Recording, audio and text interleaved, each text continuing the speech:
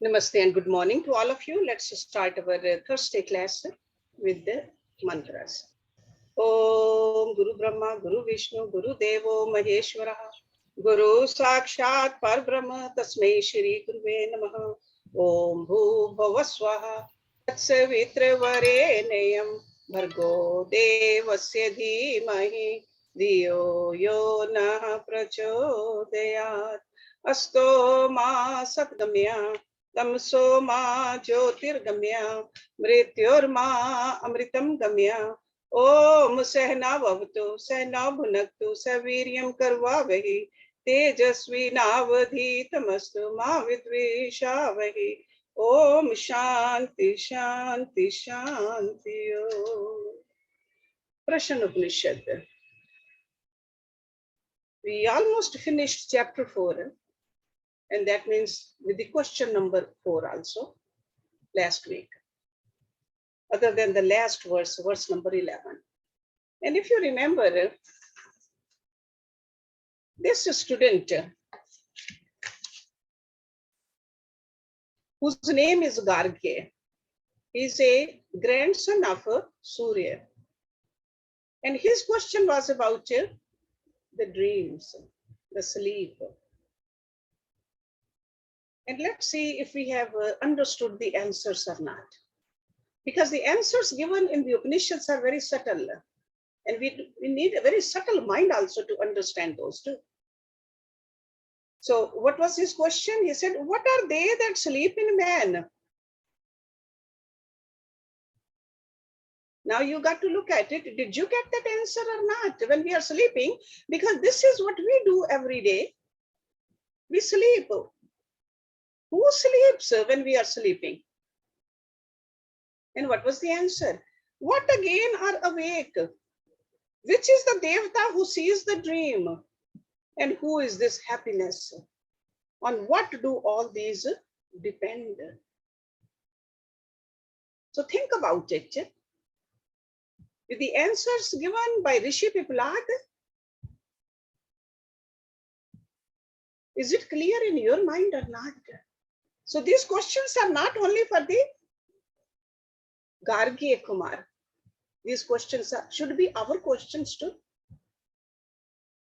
Then let's look at the last verse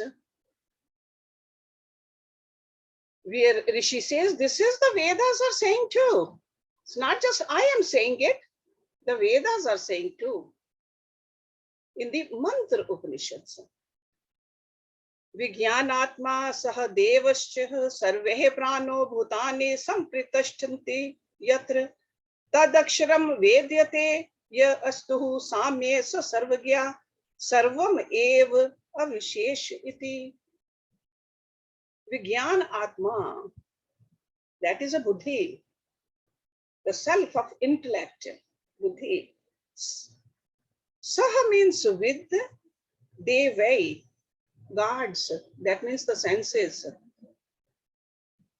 Sarve, all. Prano, the prans. Bhutani, the elements. Sampritashtanti, rest. Yatra means in which. Tat means that. Aksharam, the imperishable. Vedyate, knows.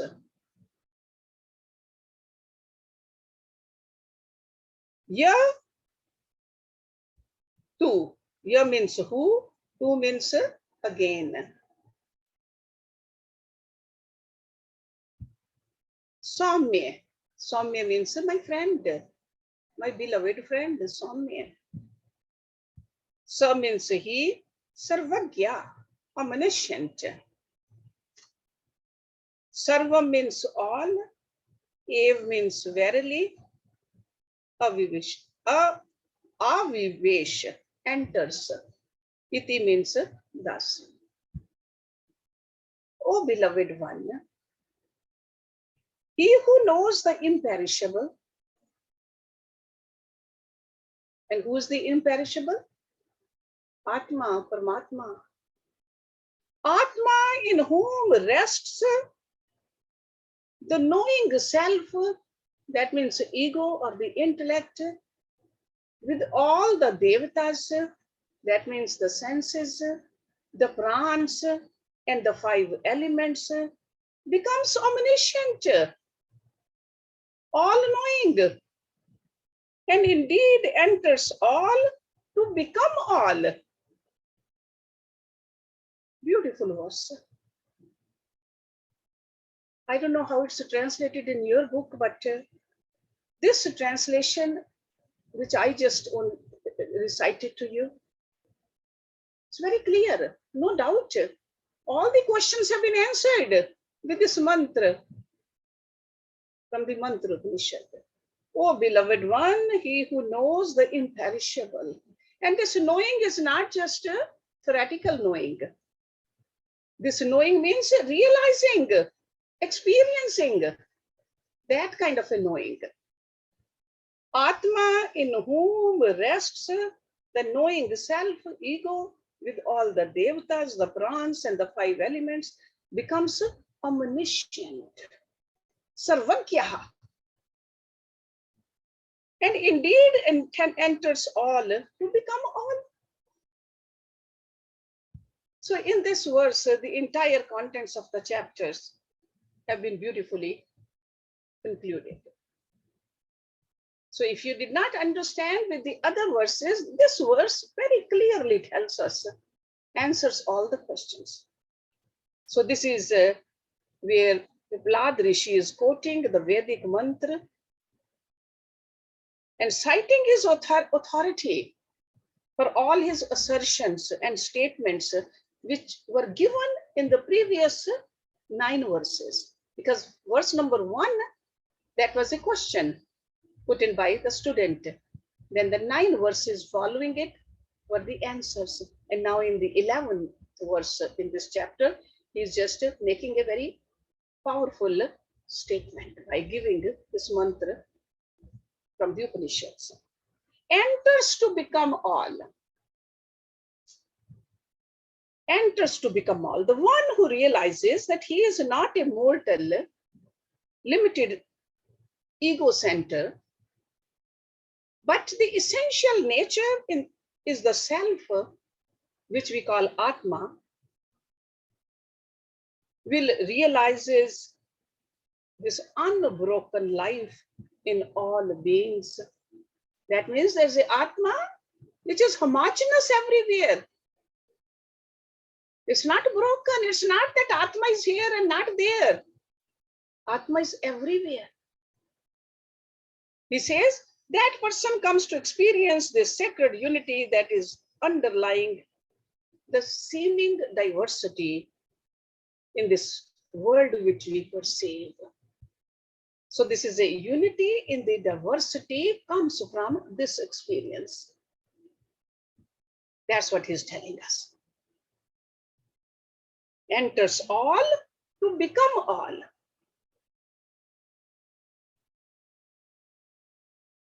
Now with this verse, this chapter ends.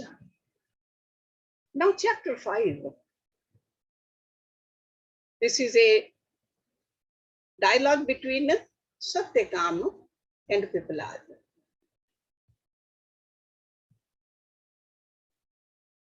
The last chapter, or even the chapter before, the questions and the answers were meant for students of the highest perfection. The greatest mental and intellectual integration. Ordinary students, the students who have not experienced it, students who have not made their mind so subtle yet, they are not able to understand the whole truth.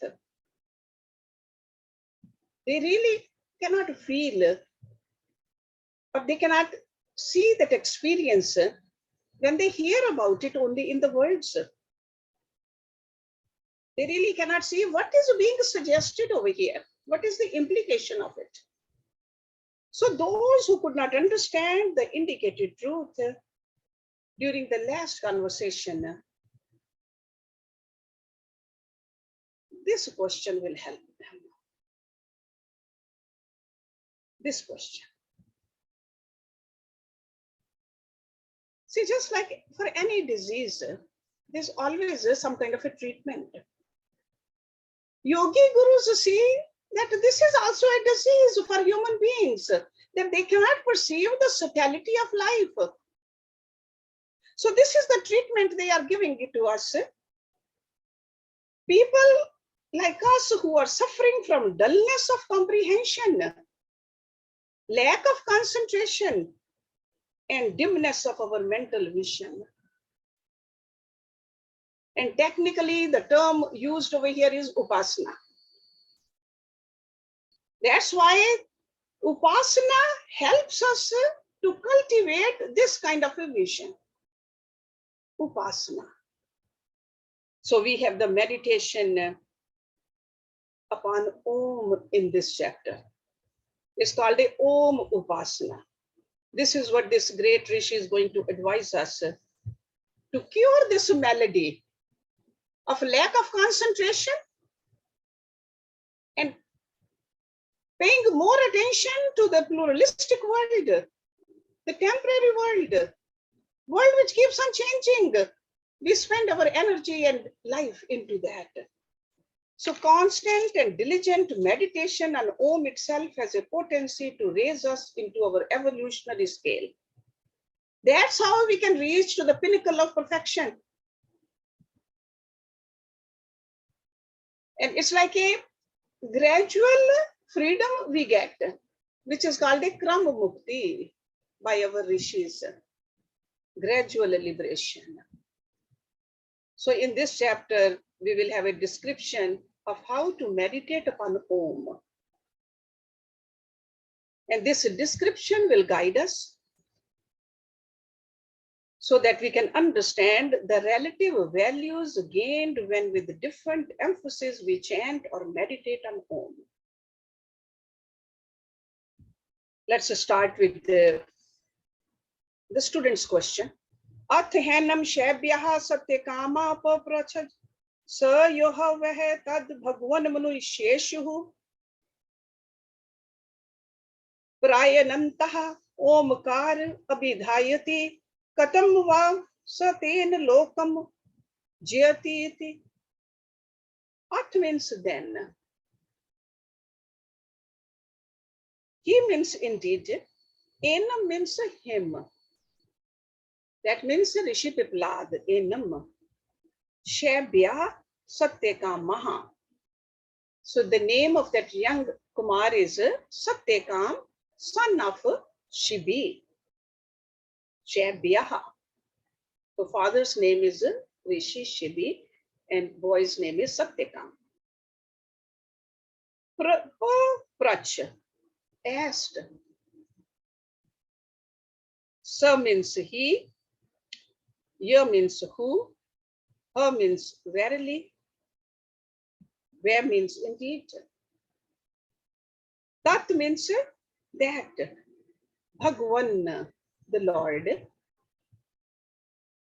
Manushyeshu, among people, among men, Manushyeshu.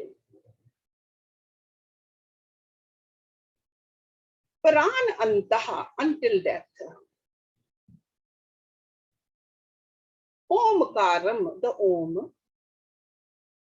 Abhidhayati, having meditated. Katam, which.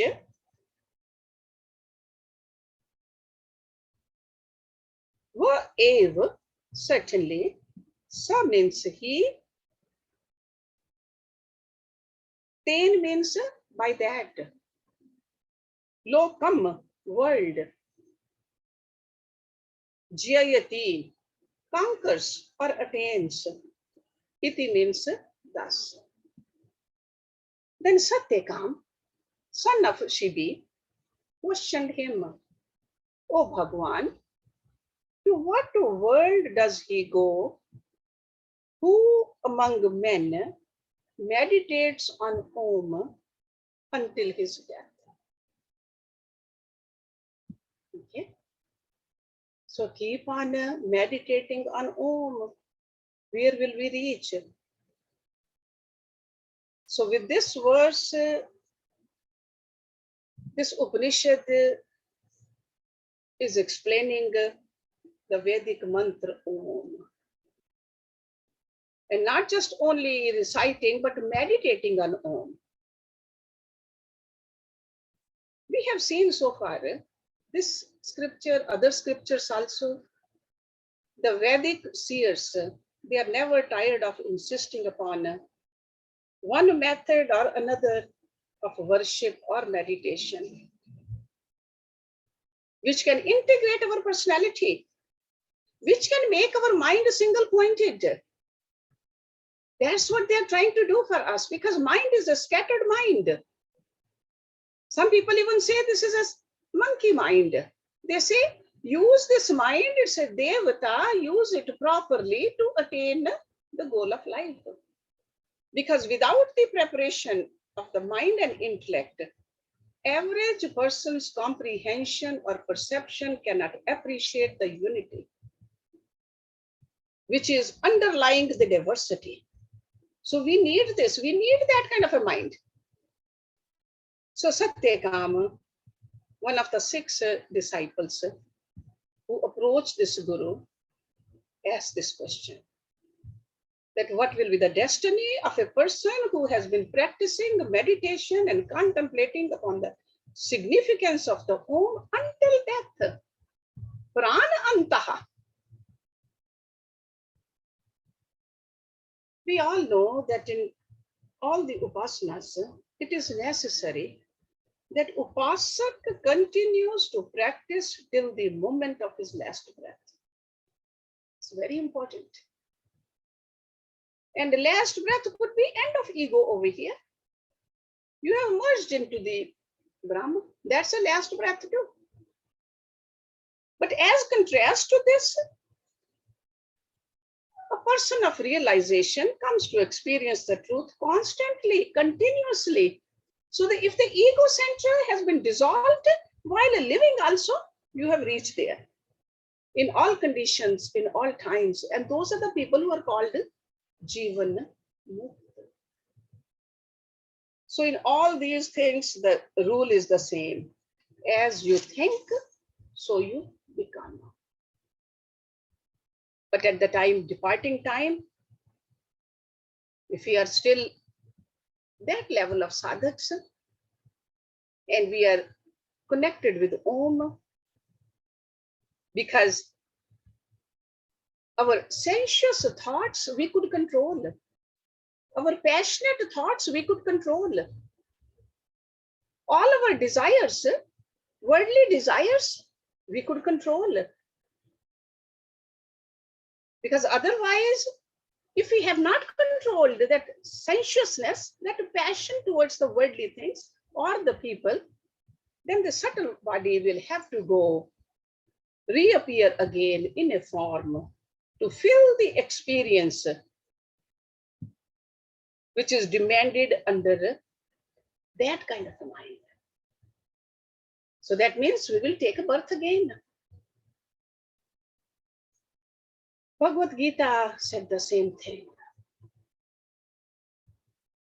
The resultant of the total thought life is the last thought, which in its turn determines the next scheme of experiences to be undefined.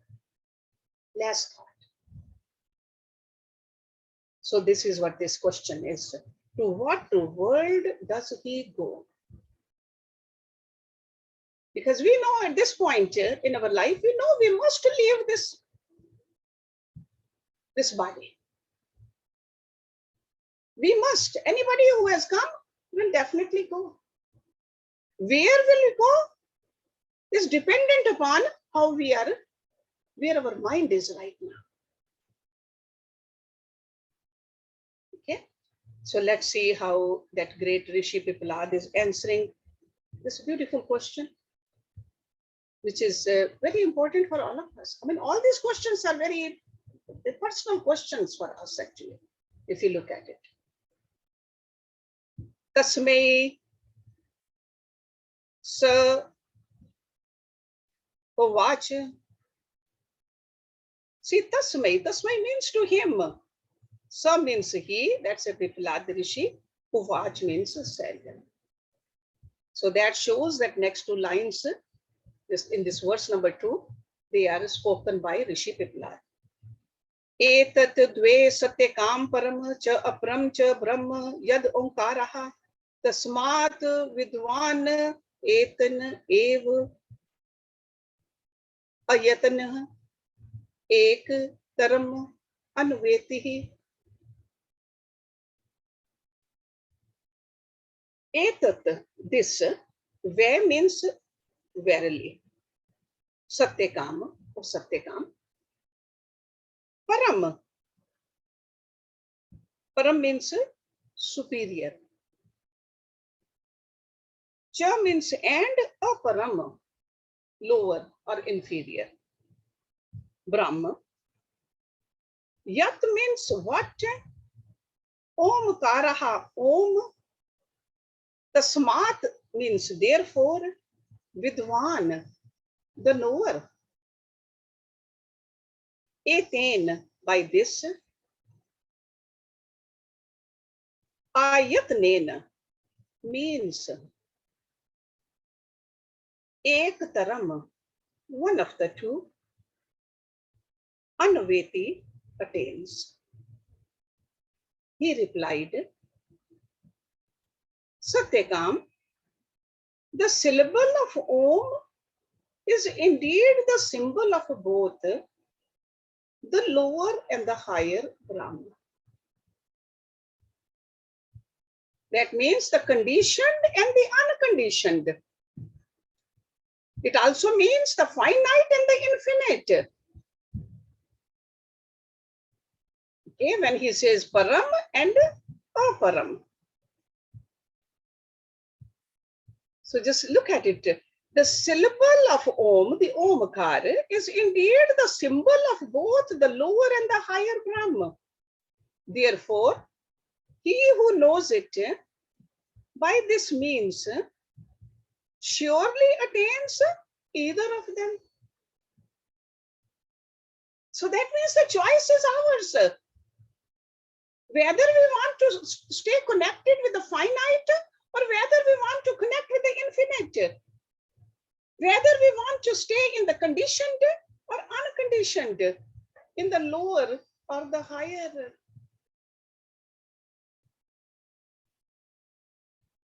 We have already discussed the meaning of Om in the last question also. Because when we found that the waking, the dream, and the deep sleep worlds are indicated with the A sound, the U sound, and the M sound, or A, O, Ma. Because that is respectively is in the syllable Om. Om. We all are familiar with it. Because together this A-U-M, because we are speaking in English, so that makes more sense. So together they constitute the finite world of polarity experienced by each of us. Dream also. The waking state, the dream state, and the dreamless state. We experience all these three every day. And we also found that Om has got an amatra. In the last verse, we learned that. Amatra portion. That means a mantraless portion, which is represented by a silence between the two successive Oms. The silence, which is called amatra. And those who are meditating upon it would be meditating on the fourth plane of consciousness. Okay, let me revise this. You remember there's a Jagrat Avastha, there is a Swapana Avastha, there is a Sushupti Avastha, then there's a Turiya Avastha. So that silence is called the Turiya Avastha. So he says those who are meditating upon it would be meditating upon the fourth plane of consciousness called the Turiya, or the self. In other words, when we are in a samadhi stage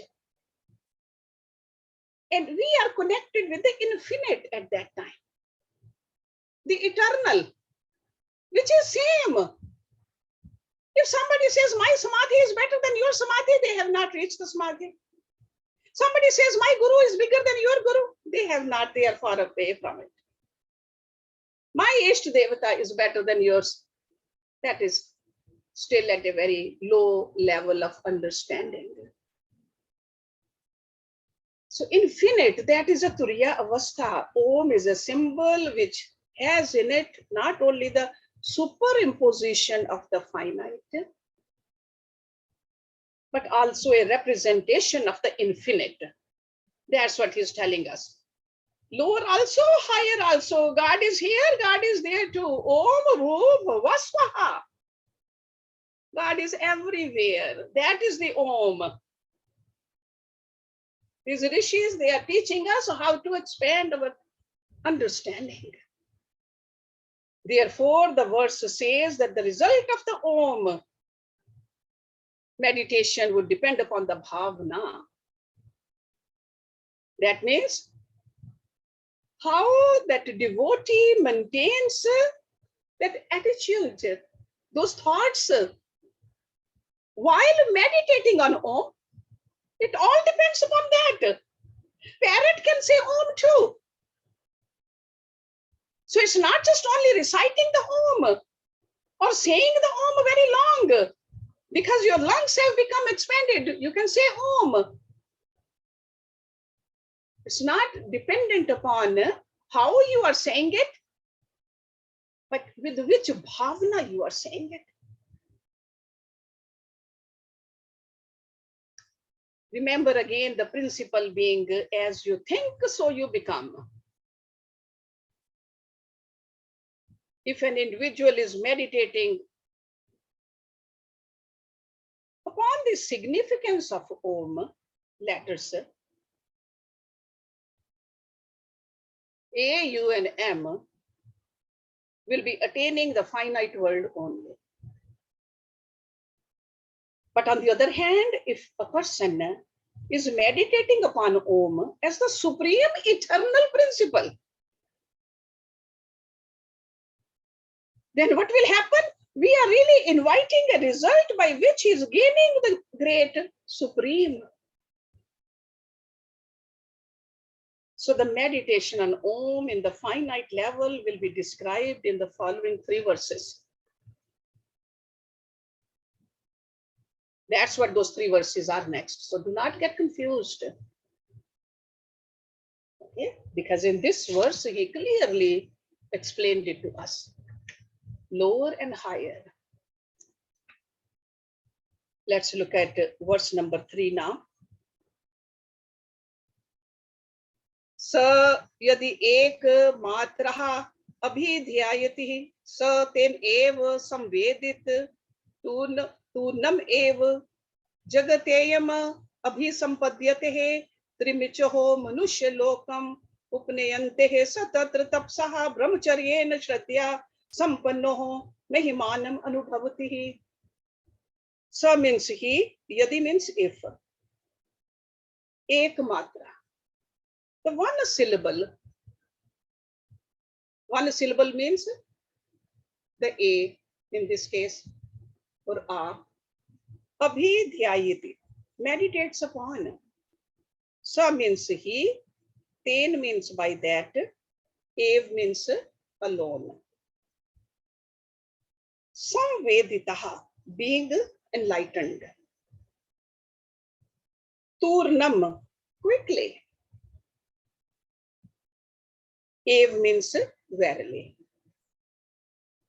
Jagatyam, into this world. Abhi sampadhyate, comes back, is reborn.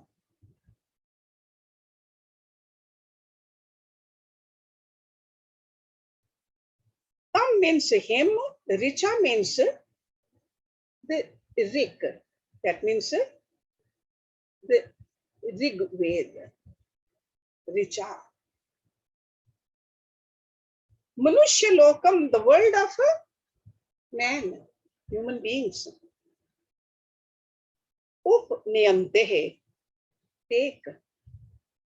Sa means he, Tatar means there, Tapsaha, with the tap, austerity. Brahmacharyen, with brahmacharya. Shraddhyaha, with faith.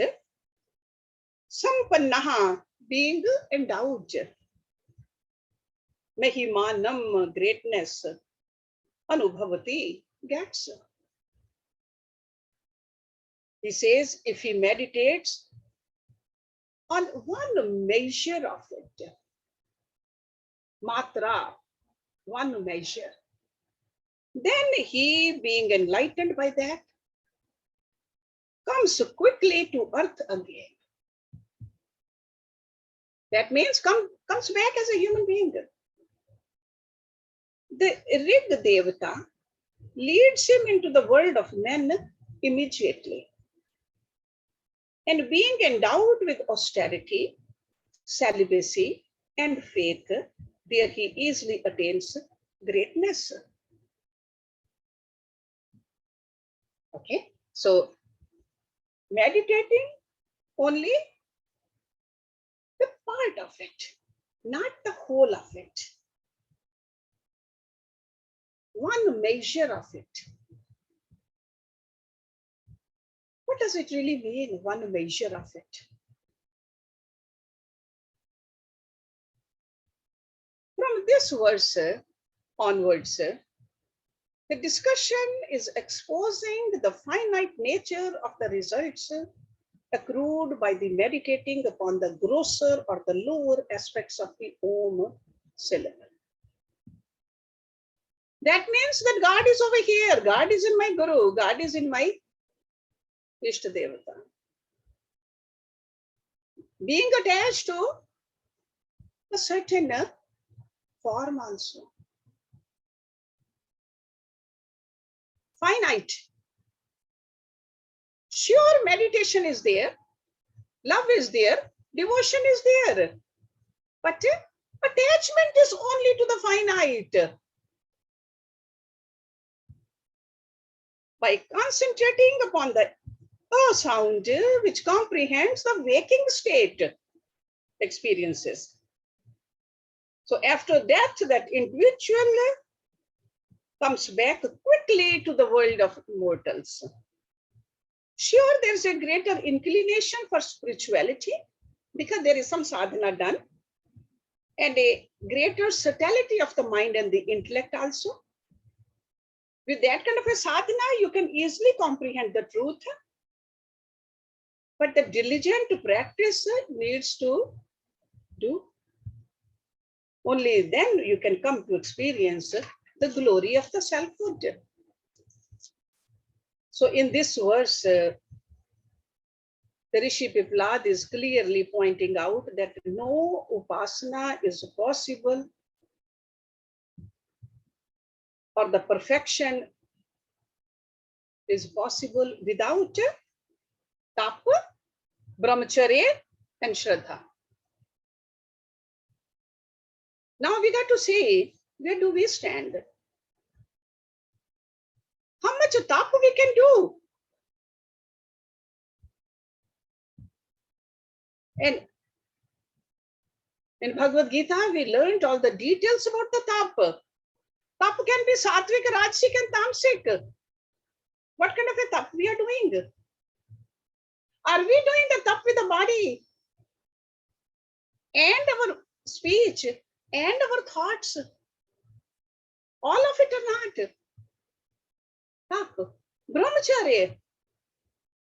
Do we have the control over our senses or not? Not just only the sexual organs, but all the organs. Are they under our control, or do we get swayed away with their temptations? And then Shraddha. So he says these three are needed. Because we see that indulgence, sensuousness, lack of faith, there's a list of terms these days where we get carried away.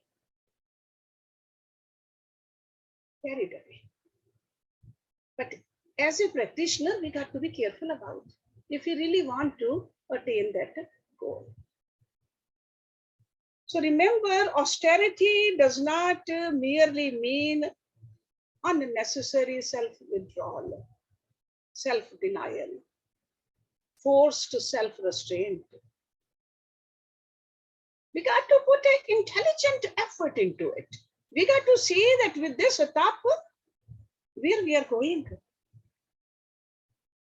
And the same thing for the celibacy also. And the faith, Shraddha, we often talk about it. Faith here means that psychological and intellectual understanding and balance, without which not even our common day-to-day business of life could be efficiently transacted. Faith is needed, but on the path of spirituality, it's needed even more. Faith in the words of the scriptures and the words of the Guru. Faith is needed. So these are very essential factors. He has talked about it earlier also, but over here he is insisting again to us.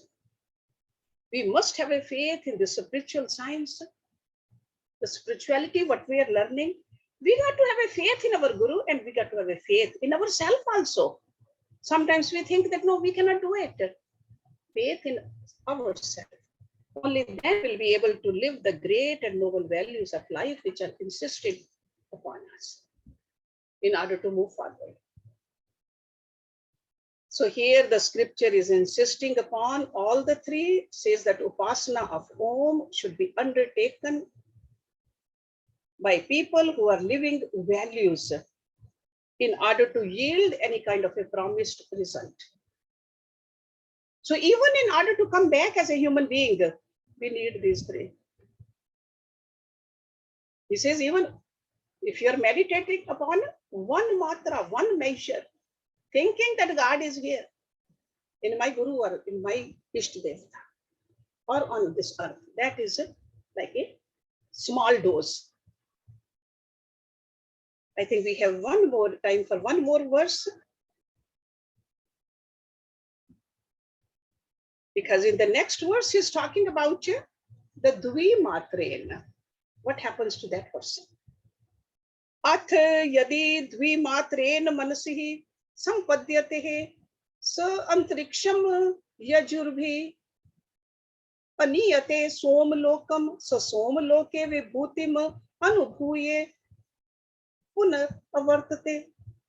Ath means again, yadi means if, Dvi matren, by two syllables. Now over here, two syllable.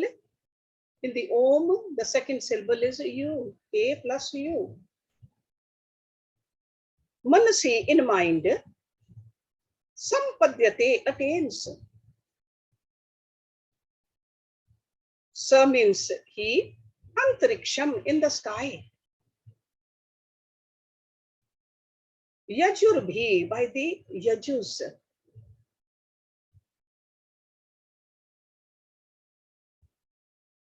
Punyate is taken up. Somloke, in that world of the moon. Sa means he, Somloke, in that world of the moon. Vibhutim, grandeur, the objects of enjoyment. Anubhuye, having enjoyed. Punaha means again, avartate, returns. So over here he is talking about the heavenly abode, the heavens.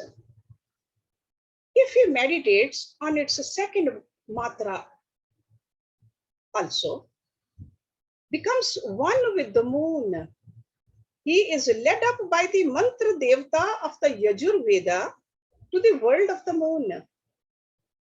Having enjoyed greatness there, he is guided back again. Okay?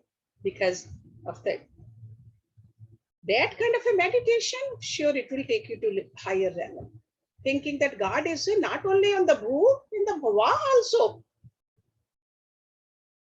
Heavenly abode also the same God. Then your good deeds will take you there, and after extinguishing those good deeds, you'll come back again.